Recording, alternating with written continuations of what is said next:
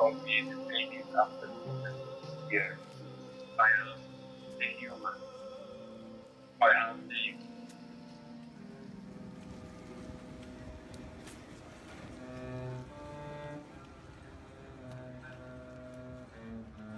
The release of the Nauru Files in 2016 detailed over 2,000 reports of assaults on asylum seekers and refugees, many of which is supported by video and photographic evidence.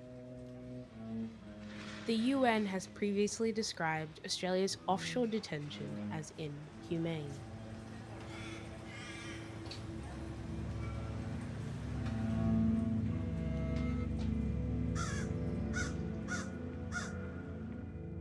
I first met Farhad in Port Moresby, and he'd just heard that he was being sent to Australia under Medivac, and he was really excited. This piece of legislation that said to doctors, if they say that you are ill enough, you have to come to Australia for medical treatment, because in PNG and Nauru, there's no facilities there to treat people with complex needs.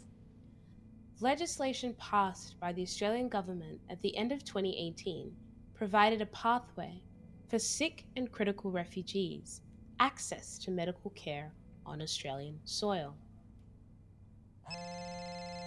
They contacted me saying, we're here in Melbourne, we're in Preston. I'm like, what, you're in Preston? Last time I saw you, you were in a hotel in Port Moresby and you didn't know what was going to happen, and now you're like just up the road from me. This is great, I'll come visit.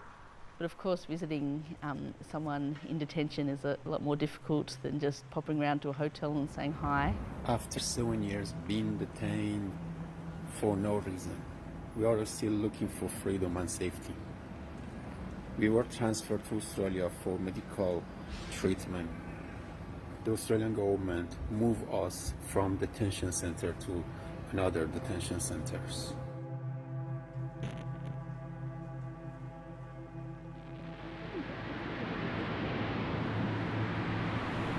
Hello everyone, it's Moz, a refugee who has been locked up in detention for 7 years. The plight of refugees who were sent to Australia from Manus and Nauru is getting worse day by day. We were transferred to Australia for medical help under the Medivac bill, but instead the Australian government have locked us up on the 3rd floor of Mantra Hotel in Melbourne, which is much worse than a prison. They've been there for about a year now without adequate access to medical treatment, which is what they were brought into this country for.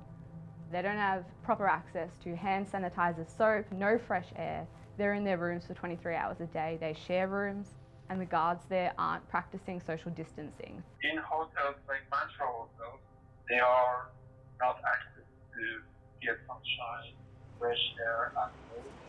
There is not any outdoor space for breathing here. We cannot even walk in the parking lot. Those people who are sick mentally and physically, we need to release from these cages, set us free.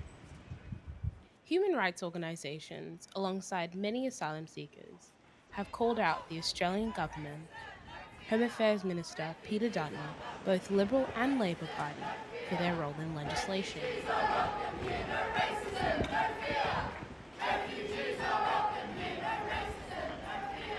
We were in Melbourne outside Border Force first, and then the Liberal Party barricading their whole building and arrested.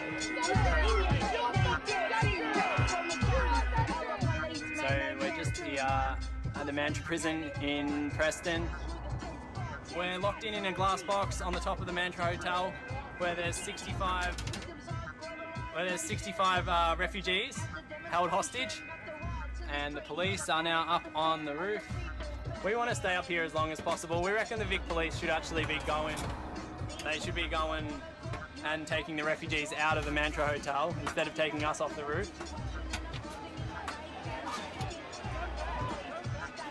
The same attention has been given to security companies and their role they play within the detention system. Wilson Security or Serco or G4S or MSS, they rely on cheap labour. They rely on people not knowing their rights, being too scared to say anything because they don't want to lose their job. These are corporations that are often made up of mercenaries, ex-military, people that couldn't make it into the police force, and most recently, a lot of poor migrant workers and refugees. The way we should be dealing with the prison industrial complex, the detention industrial complex, and the military industrial complex is to cut off the supply chain. Once you've broken their supply chain and discredited their corporate reputations, then the government is left with nothing but to either bring in military, border force, or public servants. That way, they're accountable. We send our love, our heart to our brothers up there. My law and the law across this country, which is the law of the land, refugees, they're not here in a holiday camp. They're not here to find something better. They're escaping horror. I went to Q&A. I asked the government if they have a plan for releasing us to the community after 7 years. And this is the time to release us. And the second manager told me, we need to take you to Paida. You cannot stay here longer. I said, it's because of my protest, because of what I asked for my right, they didn't answer me. All those brought over under the Medivac bill now lie in limbo. When I was on Monaco Island, they called us just number. What's your boat number? And we forgot our names for 6 years when we were there. I think most of the time I think I am upset. I'm like fucking dead. Prime Minister Scott Morrison has previously argued that the bill would increase the number of deaths at sea by encouraging people to try to reach Australia. At the end of 2019, with the help of Jackie Lambie, the Medivac bill was repealed.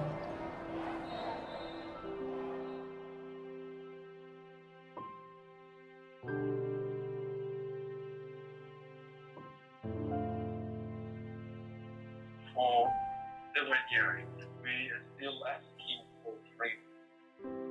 This is the condition here. Everyone is asking for freedom. Everyone asks each other, when we free? When we free?